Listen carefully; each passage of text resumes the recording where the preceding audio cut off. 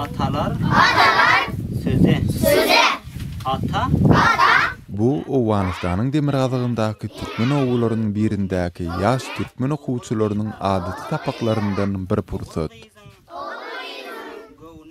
Bu da olaryň mektebi. Türkmen şahyry Keminäniň adyny götürýän bu ýeketäk bir çadyrdan ibaret mektep Balx welaýatynyň Sordepe etrawynyň Sor Arık owasynda ýerleşýär.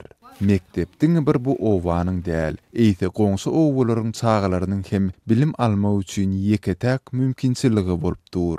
Aglaby türkmenlerden ibaret bu ýaş çağalar günde kä halatlarda 30 minutluk ýoly hem söküp bu ýere gelýärler. Bu bilim ojagynda jemi 400 töwereg çağı 4 wagtyna bilim alýar.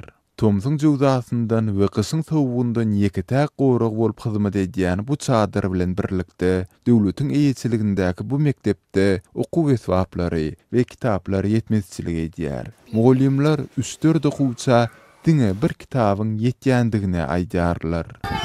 Bizleriň mekteplerimiz şükür bolanyça okuyup, oglanlarymyz, şagirdlerimiz teweccih bolup okuyup ýör.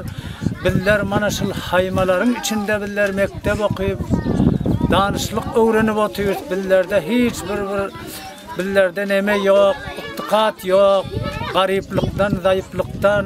Maddi kynçylyklary bilen birlikde tebitde hereket edýän söwüsüjler mektep mugallimlaryna we okuwçylara hop awandyrýarlar. Yerli ýaşaýjylar jeňçileriň dünýewi bilimi, hususan da gyzlaryň okumagyna garşy çykyp, çağalaryň enatalaryna haýbat atýandyklaryny gurrun berýärler. Emma bar bolan ähli kynçylyklara we hoplara garamazdan yerli çağalar okap sowatly bolmagy maksat edinýändiklaryny aýdyp, her gün ýeketäk bir çadyrdan ibaret bu mektebe gatnamagyny dowam etdirýärler.